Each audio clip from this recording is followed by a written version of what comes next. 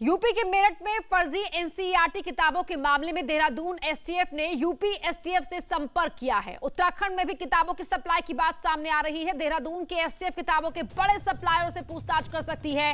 उत्तराखंड में भी एनसीईआरटी की किताबों का बड़ा बाजार है। उत्तराखंड एसटीएफ डीआईजी रिद्धिम अग्रवाल का कहना है कि यूपी एसटीएफ ने मामले में हमसे संपर्क किया है। कल मेरठ के परतापुर इलाके में एसटीएफ ने छापा मारा था। उत्तराखंड भी एनसीईआरटी किताबों का बड़ा बाजार है, ऐसे में यहां पर संपर्क साधा गया है। देहरादून एसटीएफ ने यूपी एसटीएफ से संपर्क किया है।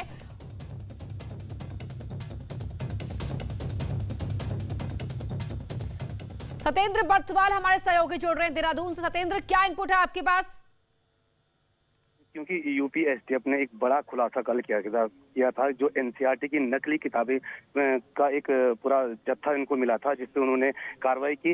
उस कार्रवाई में ये भी सामने आया कि यूपी की जो किताबें थी, जो एनसीईआरटी की वो नकली किताबें थी, वो उत्तराखंड में भी उनकी सप्लाई की जाती है, जिस पर यूपी एसटीएफ ने उत्तराखंड एसटीएफ से संपर्क किया। और अब उत्तराखंड एसटीएफ भी अपने पूरे इलाके में इस बात को लेकर बड़ी चिंतित है और उस पर एक कार्रवाई भी कर रही है और इस मामले को छानबीन भी कर रही है कि कहाँ ये किताबें जाती थी और कहाँ से ये किताबें आती थी और कितना उत्तराखंड में इन किताबों का लेन देन की बात जो चल रही है। जी अपर्णा,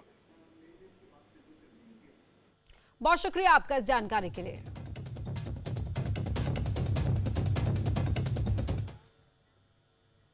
काशीपुर को पौड़ी के बुआखाल से जोड़ने वाला एनएच 309 रामनगर के पास बंद है। यहां के धनगढ़ी नाले में जबरदस्त उफान आया है। पानी का बहाव इतना तेज है कि कुछ भी अपने साथ बहाकर ले जा सकता है।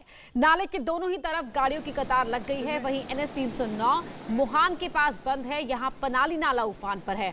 आप इन तस्वीरों में भी देख सकते हैं कि किस तरह से गाड़ियों का जाम लगा हुआ है और पानी का तेज बहाव भी।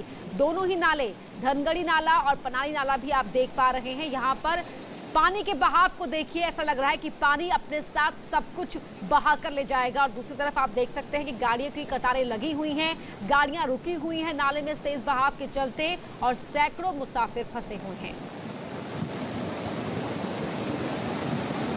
तो पनाली नाला मुहान के पास बंद है। नाले का तेज बहाव भी आप इन तस्वीरों में देख सकते हैं। तो वहीं धनगढ़ी नाले में भी तेज बहाव है। गोविंद पाटनी हमारे सहयोगी फोन लाइन पर जुड़ गए हैं। गोविंद, अभी क्या हालात है वहां पर? देखिए पन्ना, मैं आपको बताना चाहूंगा, हल्की बारिश हुई है लेकिन इन दोनों नालों का बेल अभी कम नहीं हुआ है, जिसके कारण यातायात बाधित है और लोग काफी परेशान है। जो इधर से जाने वाले लोग हैं, हालांकि ये जो मार्ग है ये पौड़ी तक जुड़ता है, साथ में कुमाऊं का बहुत सारा हिस्से से जुड़ता है, सल्ट और रानीखेत से जुड़ता है। जी पड़ना, बहुत शुक्रिया आपका गोविंद इस जानकारी के लिए।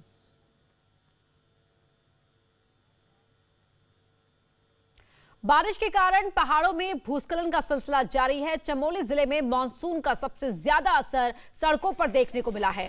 बद्रीनाथ हाईवे पर भनेर, पानी कोड़िया, कहेड़ के साथ ही नंदप्रयाग, हिलेरी स्पॉट और कर्णप्रयाग के पास बने नए स्लाइड जोन सबसे ज्यादा लोगों को परेशान कर रहे हैं। ग्रामीण इलाकों में भी सड़कें बंद होने से लोगों की आवाजाही प्रभावित रही है। चमोली में आज भी 25 ग्रामीण सड़कें बंद चल रही हैं, जिससे ग्रामीण इलाकों में आम जनजीवन प्रभावित हुआ है।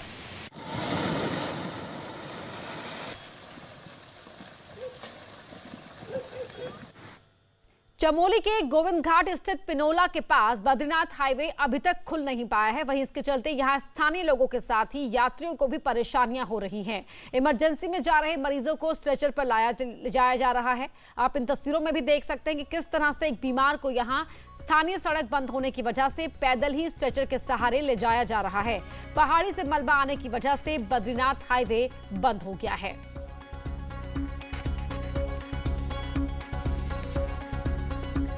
तो नेशनल हाईवे बंद है, इसी वजह से यहां पर स्ट्रेचर के जरिए बीमार को इस तरह से ले जाया जा रहा है। पहाड़ों पर हो रही भारी बारिश लगातार अपना कहर बरपा रही है। बरसाती नाले और नदियां सभी उफान पर हैं। इस बीच रामनगर पौड़ी नेशनल हाईवे 309 पर पड़ने वाले धनगढ़ी नाले पर एक कार के बहने का वीडियो सामने आया है। वीडियो गुरुवार का बताया जा रहा है।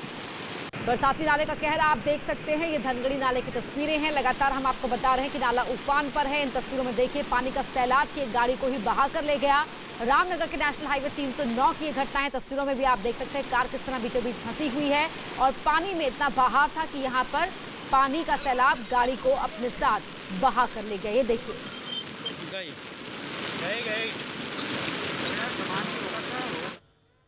उत्तरकाशी के बड़कोट तहसील में बारिश का तांडव देखने को मिला है। चपटाड़ी और बंचाण गांव के बीच बारिश के चलते किसानों की कई एकड़ उपजाऊ फसल बर्बाद हो गई है।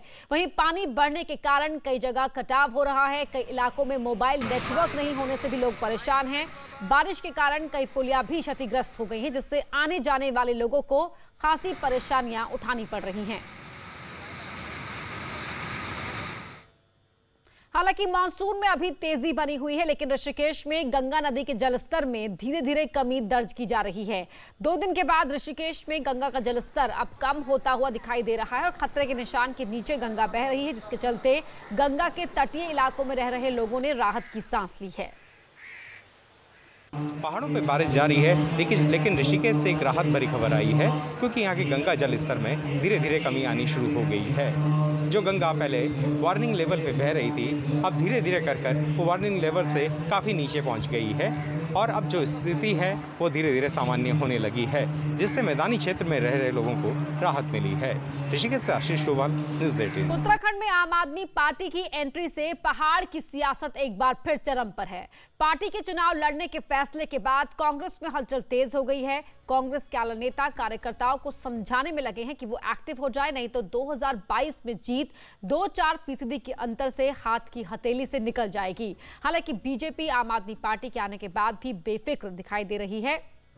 2017 के विधानसभा चुनाव में 39 ऐसे विधायक रहे जिनकी जीत का अंतर बहुत कम रहा था।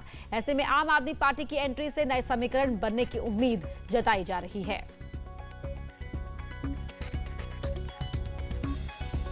आपने देखा यूकेजी भी आजकल अपने को पुनर्जीवित करने में लगी, अब तक तो हो नहीं पाई।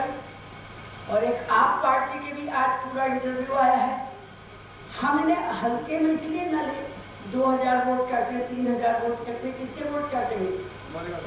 और जीत कितने में होती? 1500 से लेकर 2-3 हजार तक। केजरीवाल ने पार्टी बनाई थी और उनके जो संस्थापक लोग थे, उनके साथ नेता थे, वो एक भी उनके साथ आज नहीं है और वो अकेले स्वयं चल रहे हैं। तो उत्तराखंड में तो कोई विषय नहीं आता है। और जहाँ तक भारतीय जनता पार्टी का, हमारा काडर पार्टी है, हमारी कैडर बेस्ड पार्टी है, तो यहाँ तो उत्तराखंड में कोई उनका आम आदमी पार्टी का कोई औचित्य नहीं बनता है।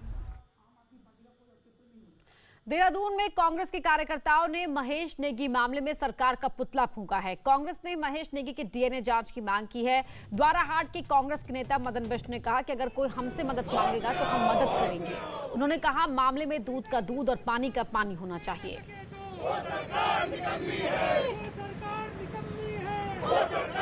हमारी बच्ची ने, हमारे क्षेत्र की बच्ची ने जो मांग उठाई है, उसको तो मांग पे तो रहना चाहिए ना। मैं फिर आपसे कह रहा हूँ कि उनकी वाइफ की तकरीर पे तो आपने एफआईआर कर दी और जो लड़की ने इतने संगीन आरोप लगाए हैं उसमें अभी तक आपने एफआईआर, अभी तो जांच ही चल रही है। अभी 141 के बयान हो रहे हैं। आज देखते हैं बयान होते हैं या नहीं होते हैं। जब लड़की कह रही है कि मेरी एफआईआर लिख के मुझे डीएनए जांच के लिए है, तो सरकार को डीएनए जांच के लिए तैयार रहना। टिहरी के प्रतापनगर से बड़ी खबर है। यहां देवल में आतंक का पर्याय बने गुलदार को आखिरकार मार गिराया गया। 4 दिन की कड़ी मशक्कत के बाद शिकारी दल को ये कामयाबी मिली है और गुलदार को 21 अगस्त की देर रात ढेर कर दिया गया। देवल में गुलदार ने 3 अगस्त को एक बच्ची को अपना शिकार बनाया था, जिसके बाद से इलाके के लोग डरे हुए थे।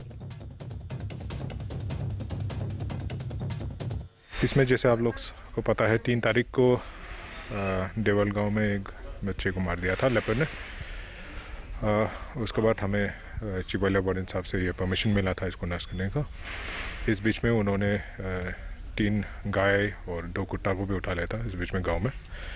उसके बाद जो डिपार्टमेंट का एम्पेनल शूटर है वो गांव में पहुंचा और 4 दिन के बाद उनको सफलता मिला। कल जो है 11:30 बजे करीब जो है उन्होंने लेपर्ड को मार दिया। ईंट भट्टों से बढ़ रहे प्रदूषण को रोकने के लिए प्रदूषण नियंत्रण बोर्ड ने सभी ईंट भट्टा स्वामियों को नई तकनीक जिगजैग लगाने के निर्देश दिए हैं। बता दें कि रुड़की में करीब 150 ईंट भट्टे चलाए जा रहे हैं, जिससे प्रदूषण फैल रहा है। वहीं अब तक 25 ईंट भट्टा संचालक इस तकनीक का प्रयोग कर रहे हैं और करीब 125 भट्टा संचालकों को नोटिस जारी कर 20 सितंबर तक इस तकनीक को लगाने के निर्देश दिए गए हैं। और यानी ईंट भट्टा मालिक अगर इसका पालन नहीं करेंगे तो उनके खिलाफ सख्त कार्रवाई की जाएगी।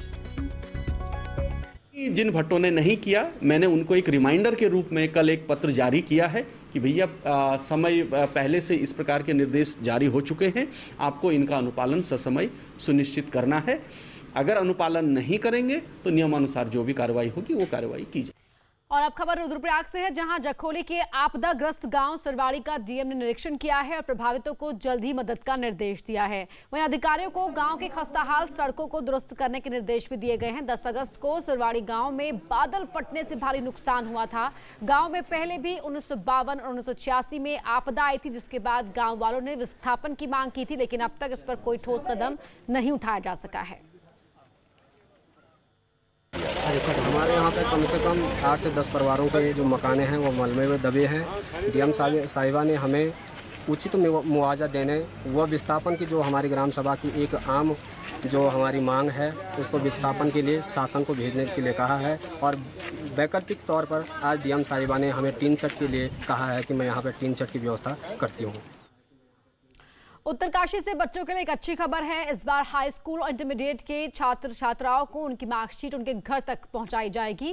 कोरोना की वजह से ये फैसला लिया गया है। मुख्य शिक्षा अधिकारी ने बताया कि सभी छात्र छात्राओं के मार्कशीट और प्रमाण पत्र जिले में पहुंच गए हैं, जिसके बाद सभी जो प्रिंसिपल्स हैं, बीईओ ऑफिस हैं, उन्हें इसकी जानकारी दे दी गई है। अब मार्कशीट और प्रमाण पत्र बच्चों के बीच बांटे जाएंगे।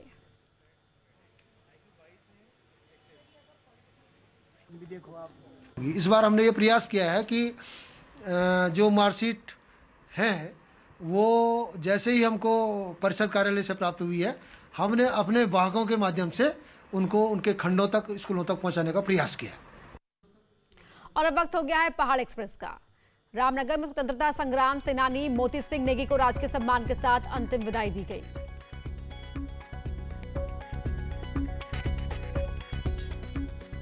खटीमा में बीजेपी विधायक महेश नेगी के खिलाफ कांग्रेस का प्रदर्शन, पुतला फूंककर सरकार के खिलाफ की नारेबाजी।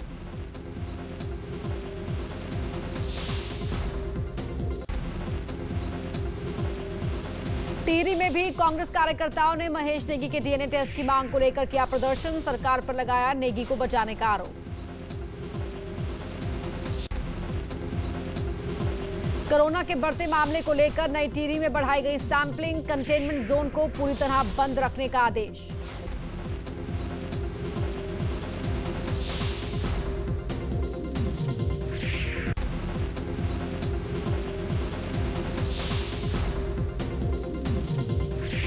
खटीमा की पुरानी तहसील में नगरपालिका के कूड़े फेंके जाने का विरोध शुरू हो गया है।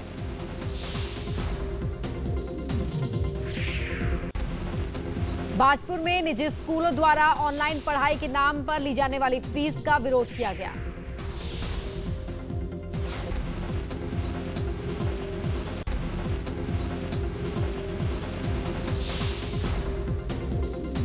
पौड़ी दौरे पर पहुंचे पर्यटन सचिव ने विभागीय अधिकारियों के साथ कई इलाकों का किया निरीक्षण।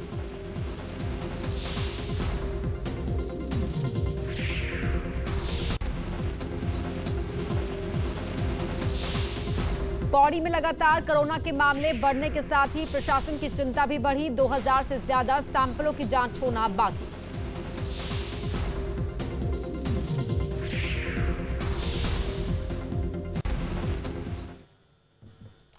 अपनी आवाज से जन आंदोलनों में जान फूंकने वाले पहाड़ के गिरदा की आज 10वीं बरसी है। गिरदा को गए हुए भले ही 10 साल हो गए हों, लेकिन आज भी लोगों के दिलों में वो जिंदा है। उत्तराखंड राज्य आंदोलन हो या नशा, रोजगार, वन बचाओ आंदोलन रहे हों, गिरीश तिवारी गिरदा ने अपनी कविता और रचनाओं से तत्कालीन सरकारों पर हमला किया।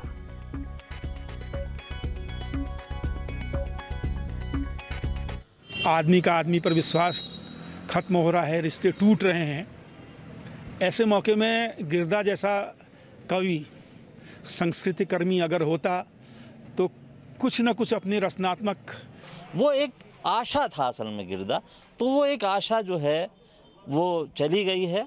लेकिन गिरधा के जाने के बाद भी हम लोगों को ये लगता है, या उसके मानने वालों को, उसके चाहने वालों को, या उस तरह की इच्छा रखने वालों को जो गिरधा की इच्छा थी, ऐसा लगता है कि गिरधा कहीं आसपास ही है। इस बुलेटिन में इतना ही। खबरें जारी हैं।